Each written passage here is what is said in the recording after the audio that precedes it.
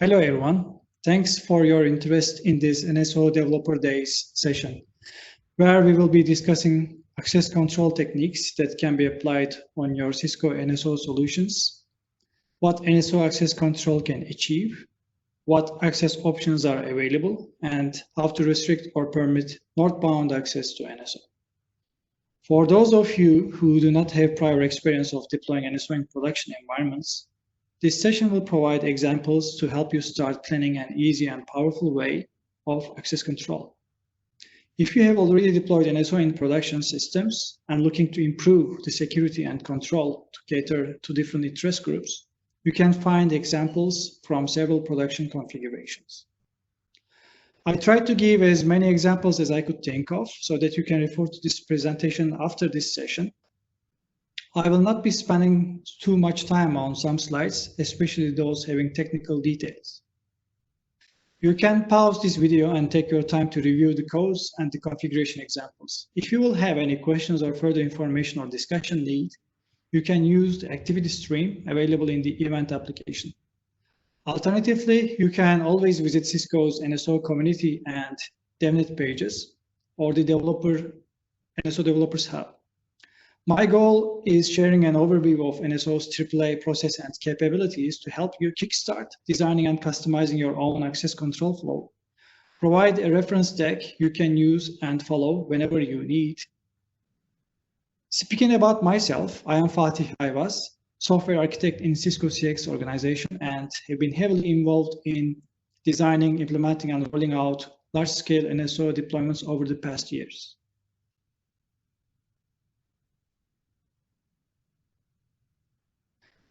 The content and the examples I will be giving today are mainly based on our own experiences in Cisco CX. Practical examples of configuration options are taken from various customer NSO production environments. NSO deployment customization and control and access in particular is already a complicated topic, and discussions around are usually highly customer specific. Every customer has their own view of security and IT administration practice.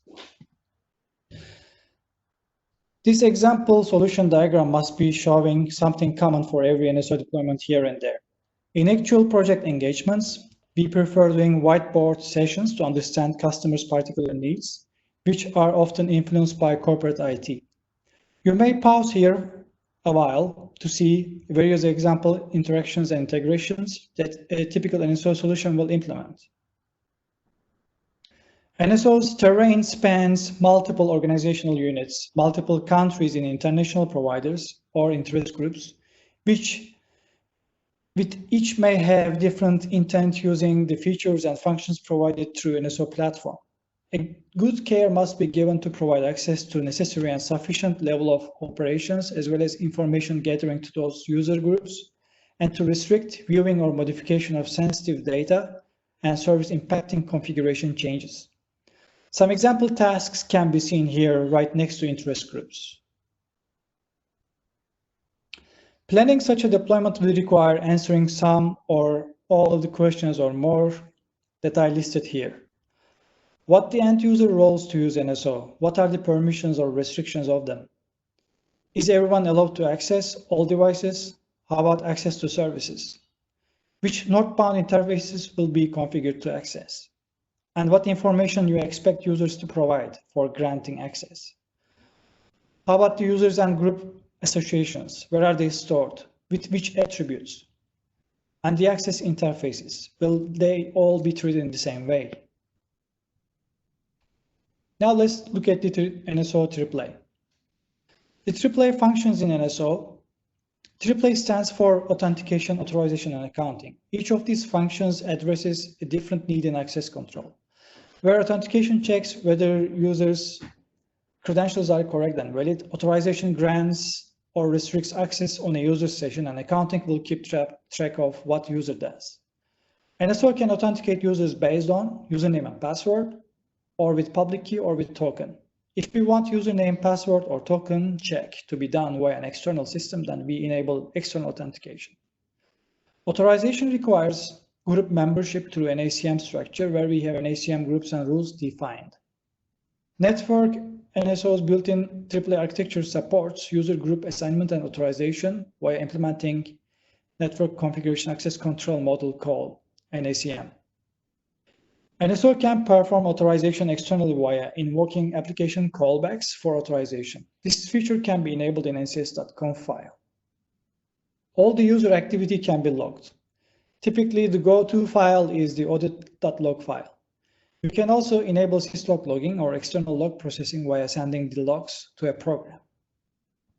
Now let's take a look at access to NSO. Starting with the access interfaces. When it comes to validating the user's credentials on NSO, to deliver the solution in most relevant way, we need to understand northbound interfaces and with which method users can channel them for their NSO access. So we have the CLI, we have the netconf, the restconf, we have SNMP, web UI, and MAPI authenticate method as shown. Let's take a look at the built-in SSH server. NSO installation comes with a built-in SSH server. The behavior of this server is modeled in the tailf-ncs-ssh.yang file. With NSO release 5.3, the support for EDSSA key type is also added. This SSH server controls northbound access via CLI and netconf on the SSH ports specified. You can find here configuration options to control SSH server behavior. While logging in via public key authentication, access is controlled by consulting SSH pub key authentication directive, which is set to system by default. Therefore, an OS user can log into NSO if its SSH keys match. Match with the ones in authorized keys file in a specified key directory as we configure. Let's take a look at the web UI. Web UI configuration is quite common and straightforward. Many of production systems require using SSL on HTTP access. I have provided here some handy config paths and how to check SSL certificates installed in the system. Let's take a look at the IPC access. A common question on accessing NSO is on understanding how NCS CLI access is controlled. NSO application by default trusts the users that have shared access to NSO. However, restriction is possible on this access via some steps provided here. Please beware of setting the environment variable as it may cause unwanted behavior even if IPC access check is disabled. Let's review the authentication now. Users log into NSO through the CLI, netconf, restconf, SNMP, or via web UI. In either case, users need to be authenticated. That is, a user needs to present credentials such as a password or public key in order to gain access. As an alternative for restconf, users can be authenticated via token validation. A common approach is asking for a username and password. All the NSO northbound interfaces support that. When the username and password are entered, NSO has the options to perform external authentication, executing an external authentication script that might be validating user credentials against a corporate LDAP, Radius, or a TACAX system. PAM authentication mechanism exists on most Linux distributions and might typically require root privileges. You won't need to store any users or groups in NSO's internal AAA. Advantage of PAM is that access to NSO application can be controlled by the same way host access is controlled. Authentication can be configured to use more than one method in an order. Default order is local authentication, then the PAM and the external authentication. When public key authentication is needed, users' SSH keys must be placed in a directory and the absolute path to this directory must be configured under SSH key dir configuration parameter. Token validation is available for restconf calls and validated via external validation directive configured in ncs.conf. Passing token to the executable, different than the external authentication, NSO also expects the username upon a successful token validation. Let's take a look at the local authentication option. Local authentication To enable that, this is done in the nss.conf file under the AAA section, as you can see. You need to configure to enable and disable local authentication as well as the other authentication directives as seen. CDB is NSO's internal database, as we know, which is rendered from all the Yang models. The AAA is one of them and defines how the user will be managed as per the model. When we talk about authentication to be performed locally, we refer to the user accounts created locally on NSO's internal CDB data store. NSO installation comes with these two types of local users, admin and opper. Verification of username and password. If you want to quickly test local authentication following the config examples provided, you can see how to SSH to NSO and monitor the audit.log file to see the result of authentication process. It is important to note that since the user account has a SSH key there defined as shown in the top show command output, NSO checks this directory for a recognized key file as directed by SSH pubkey authentication config parameter, which is set to system by default. If that file is not found, AAA system logs a failure in audit.log as shown in the red font. Disabling this behavior will be shown in the next slide. You can perform these steps as shown easily in your NSO setups to explore more on the local authentication options as well. Let's take a look at the public key authentication. Enabling public key for a user account is shown in this example as we simply copy the generated SSH public key to a file and then tell NSO for the user account in which directory that file has been placed. When I delete my local user account on NSO and test my access, I observe authentication is still successful. That's a good discussion point. As discussed earlier, the default control of public keys are performed at system level, where a shell user account with a public key file placed in user's home.ssh directory and will be granted access when client provides SSH key matches that one. External authentication.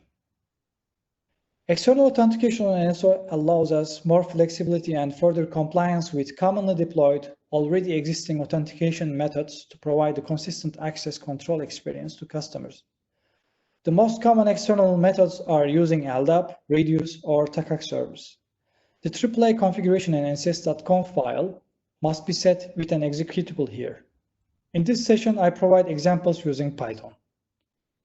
The executable will receive the username and the clear text password on its standard input. The program must parse this line to fetch the username and the password and to do the necessary outbound calls to external systems to perform authentication. Please make sure the intended authentication order is configured accordingly in out order directive. Now let's take a look at external authentication with Radius.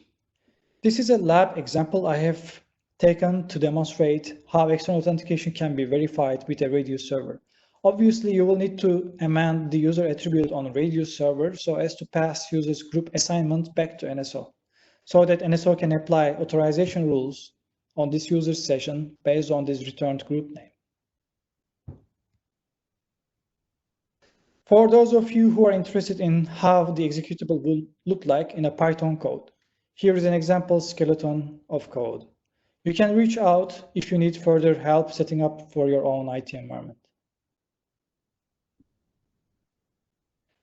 External authentication with TACACs. Similar to the discussion I had on Radius, you will need to configure TACACs to return an appropriate group assignment to be later used by NSO for authorization. This slide contains a Python code skeleton for executable to perform external auth against the TACAC server. External authentication with multiple servers. An interesting architecture here calls out for performing external authentication on multiple servers.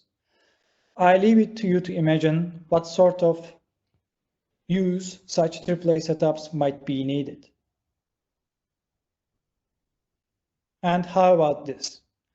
In recent deployments where we couple NSO with workflow solutions integrated at Northbound, a fair requirement appears to implement a consistent AAA solution that the way the users are authenticated at Northbound, such as the OSS layer, the GUI, or the workflow, for example, will also be implemented consistently at NSO level to avoid unnecessary re-authentications and to preserve the end user's stickiness to an integrated orchestration solution, rather than bothering them with a different method in every different building block of the integrated solution. To name a real scenario, Cisco BPA, the Business Platform Automation, is a workflow platform that can be positioned easily on top of NSO. And users will be logged into BPA to perform network orchestration functions without having to worry about their NSO access. BPA provides a very rich set of customization on GUI, as well as various ready-to-use application features, which makes it so convenient for end user to maximize the benefits of NSO platform without going too deep in NSO skills. Let's take a look at what happens when user is authenticated. When authentication process completes, based on the authentication mechanism in charge, NSO will be returned with the result. In the case of external authentication and external token validation, the script or program will return an accept message with further information to guide NSO how to treat the user session. Most important information returned list of group names the user is member of. It is also possible to return an additional token where NSO can include this in the Northbound responses. If external token validation is used, the $user information, shown in blue, is appended to accept message such that NSO can map the session to the appropriate user. Most useful information to monitor and to debug the authentication process lays in the audit logs. With a successful authentication, you can see the username logged in and via which Northbound interface was used and with which authentication mechanism. Now let's discuss what happens when authentication fails. When authentication fails, NSO allows processing based on either reject or the abort. The difference is when authentication fails with reject, NSO will continue with the next method. When it is an abort, authentication process stops there immediately. The example Python code given can be very useful or inspirational if you want to perform further branching in what to do next or what information to log so that administrators can troubleshoot easily what was wrong in user's authentication attempt. NSO authorization. We discussed about the group name to be returned as a result of authentication. This group membership is key in authorization to apply role-based access controls to user sessions. NSO authorizes the commands provided in CLI or Web UI and authorizes the access to data, whether it is done with a remote procedure call, RPC, or notifications or the data nodes. NSO uses YANG module tailf-AAA.yang for authentication. For authorization, it uses IETF netconf acm.yang and it is augmented by tailf acm.yang models, and they are used for group assignment and authorization together. I recommend you to explore these YANG models in your NSO deployments to get the idea of what NSO can do when it comes to authorizing an access or an operation. This is an example scenario. A very powerful use of NSO authorization scheme and the NACM structure is enabling an isolated access for supporting a multi-tenancy environment. Granularity of NACM rule designs allows us to place multi-tenant users to their corresponding tenant groups and define what they can access and what they cannot. Please reach out to me if you need to discuss further about various solution options that can be considered here.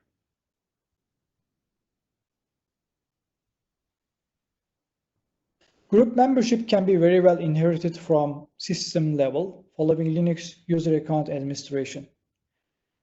Using the NCS CLI command to access NSO CLI, the shell user has been assigned to its shell login group as seen in the audit.log file. Group membership can be merged from what has been defined at user's shell login, and also what NACM group assignment has been configured for. When we want only NACM to control group assignment, we then disable external group assignments as shown. Less number of groups can be preferred way for a leaner control and easier troubleshooting. Let's take a look at the NACM overview. It is important to understand the relationship between what a group membership means for user and how the rules are assigned to these groups. In production deployments, usernames and group assignments as returned back to NSO from AAA method are tied to predefined rules which allow us to control what role is allowed to perform what operation or to access what data on NSO. It is often confusing that external authentication systems such as Radius or TACACS might be having authorization rules to govern the user's access at device level, to give a typical example. However, NSO does not get the rule definitions from these systems. Instead, it gets the group names only. What that group can do or cannot do is locally defined in NSO and doesn't have to match with device access governance. NACM is modeled with different rule types as shown. Module rules control access for definitions in a specific YANG module identified by its name. Protocol operation controls access for a specific protocol operation, such as the edit config. Data node rule controls access for a specific data node and its descendants given by the path to explore in XML hierarchy. Specific notification events can be also accessed under the control of NACM rules. CMD rule. This type of rules apply to CLI commands and web UI functions as shown in examples. It is better to view the devel.log file to understand what JSON operations are implemented in particular usage scenario before applying such rules. The right-hand side shows the enrichments on CMD rule to give further flexibility for NSO deployment designers. Authorization order. Authorization order flows the same way for both CMD rules and native NACM rules until a group is matched for the subject access or operation in a rule list, and that the rule entries are traversed to find a specific rule that matches. If there is no match in rule lists, then default rule behaviors are consulted as shown in respective rule type flow. Order is important. This slide is a very important demonstration to understand how the order of rules matters. In this example, our intention is to restrict user to send a message using the NCS CLI operational command request message.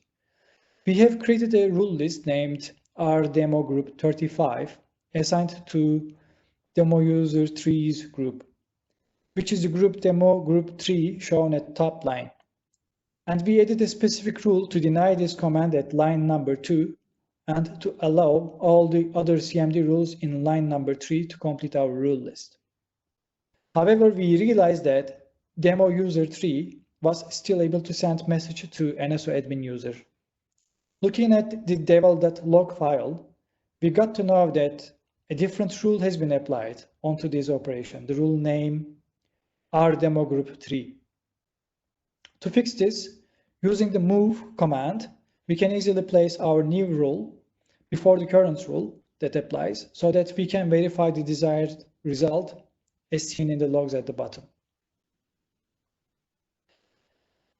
NACM default rule behavior.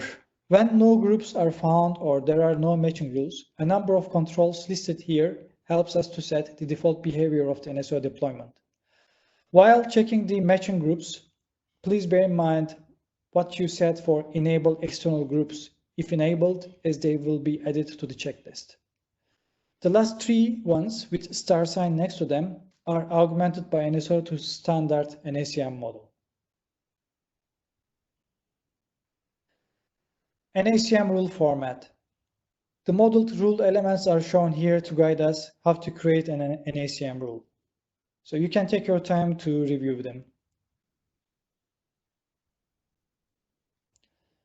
We will see how they are used in the examples coming ahead. This is a module rule example. Following the model elements given, a module rule will look like this for creating a rule for module called Layer 3 VPN, L3 VPN. My example L3 VPN Yang module installs a top-level VPN container. Using the deny rule, user is not permitted to see or to view using the show command what VPN contains. This example is an RPC rule example and denies user to use an RPC operation named called getConfig.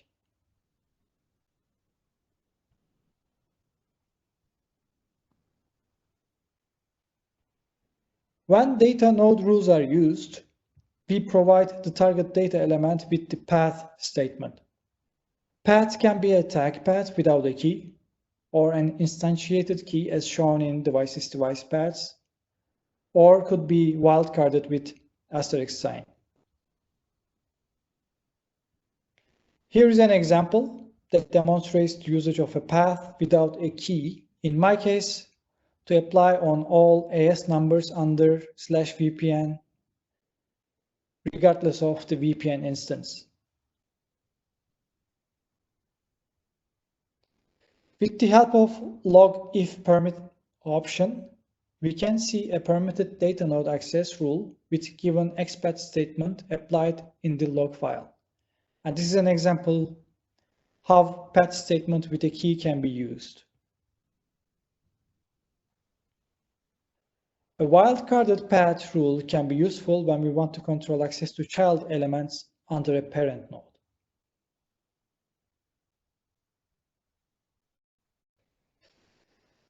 In this session, I went through these NSO access control with a focus on the role-based and the resource-based access. I hope you found it useful. Today, corporate IT policies and any other deployment requirements imply tight security and access control measures to be applied before putting a solution into production. In order to stay compliant and to avoid any acceptance blockers, it is best to know the options and alternatives that Cisco NSO provides with its built-in capabilities. I believe this session has given a good overview around that. As said earlier, this is a very large topic, and it is very challenging to bring a content that can satisfy everyone's needs. However, taking this opportunity, I would like to get your feedbacks and opinions, how you found this content useful and how to improve for the next sessions. Thank you.